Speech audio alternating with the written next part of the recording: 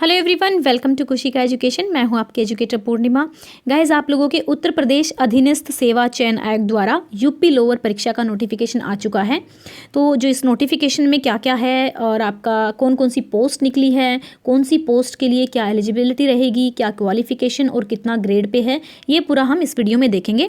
उससे पहले देखिए, आपका जो रजिस्ट्रेशन है इन पोस्ट के लिए स्टार्ट होगा 30 जनवरी से और इसकी सबमिट करने की जो लास्ट डेट वो है 19 फरवरी।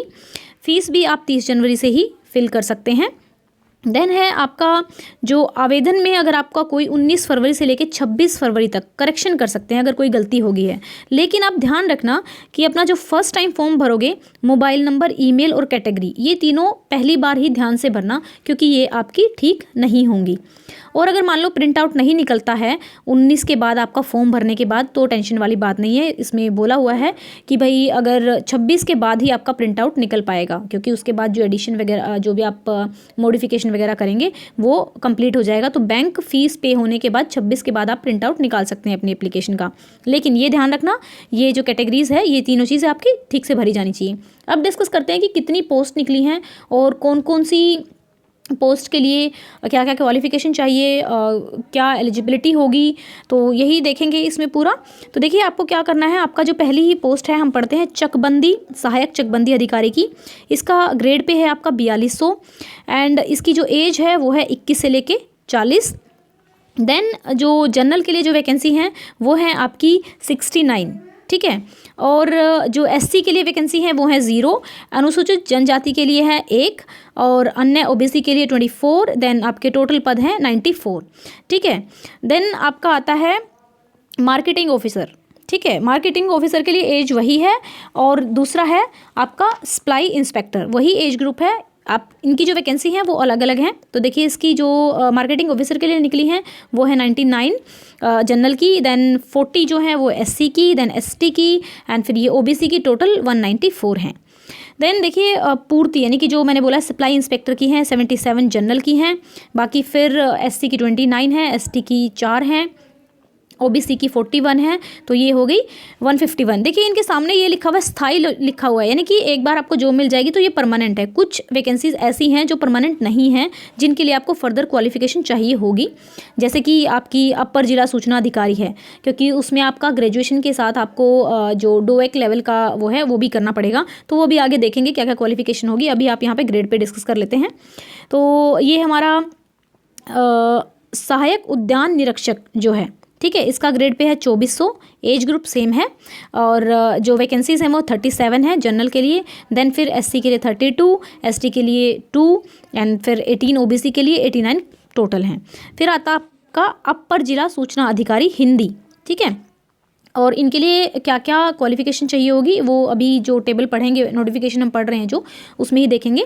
तो जो इसका ग्रेड पे है, ये ग्रेड पे दिया हुआ है 2800, ठीक है। एज ग्रुप है 18 से 40 और यहाँ पे जो जनरल के लिए वैकेंसी है 11 हैं और टोटल 11 ही वैकेंसी हैं। तो इस वाले में आपका बाकी किसी जो दूसरी कैटेगरीज हैं उनके लिए नहीं निकले हुए हैं।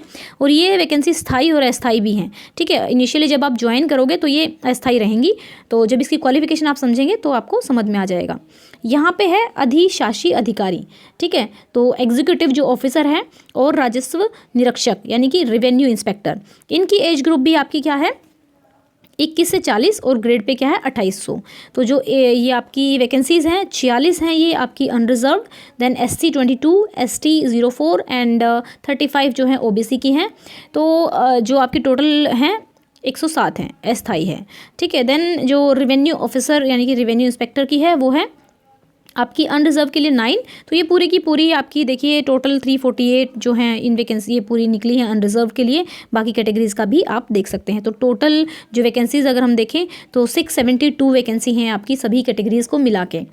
तो गाइज़, आप लोगों को अभी क्वालिफिकेशन का रहेगा, क्योंकि एक ही वीडियो में डाल देते हैं क्वालिफिकेशन भी, फिर आप लोगों को कन्फ्यूज़न नहीं रहेगा।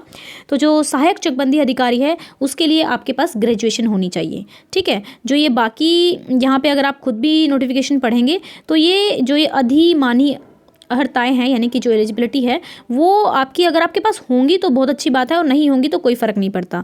बस आपके पास यहाँ पे ग्रेजुएशन होनी चाहिए सहायक चकबंदी अधिकारी के लिए।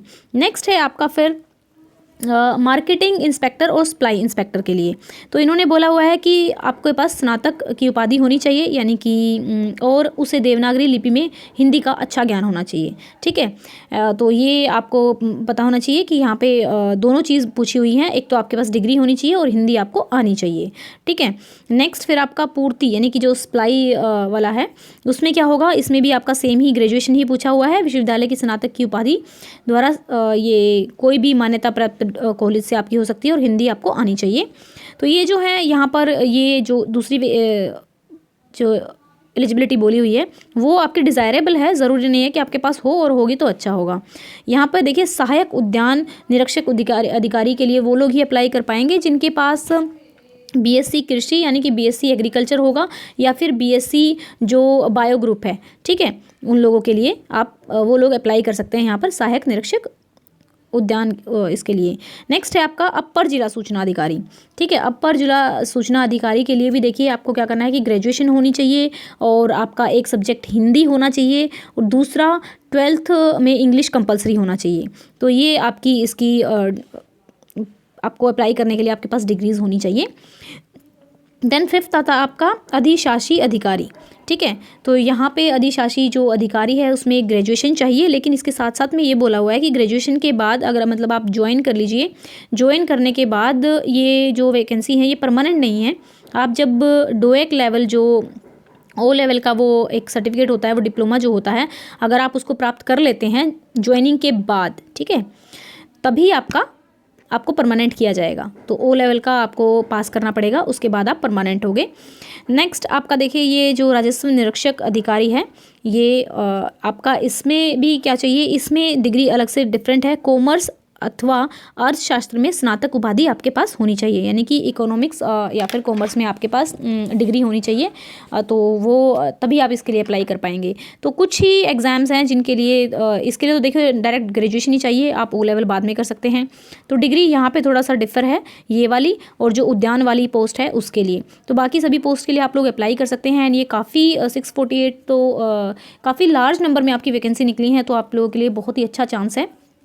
तो देखिए यहाँ पर पूरा का पूरा ये फ़ीस दी हुई है कि कौन कौन किस तरीके से फ़ीस पे कर सकता है, प्लस आपकी जो फ़ीस पेमेंट होगी वो या तो क्रेडिट कार्ड से हो सकती है, डेबिट से हो सकती है, इंटरनेट बैंकिंग से हो सकती है, और SBI के चालान से हो सकती है। इन्हीं माध्यम से सिर्फ आपका पेमेंट होगा।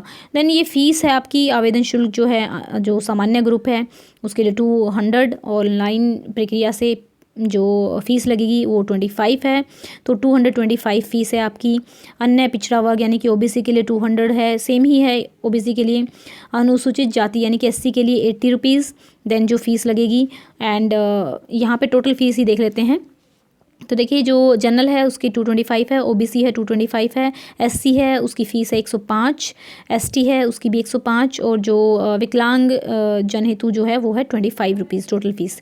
ठीक है, तो गाइज़ ये आपका पूरा का पूरा इस नोटिफिकेशन में था। तो आई होप कि आप लोगों के लिए ये वीडियो यूज़फुल रही होगी। अगर आपको चैनल अच्छा लगे तो सब्सक्राइब करें, वीडियो को शेयर करें। Thank you.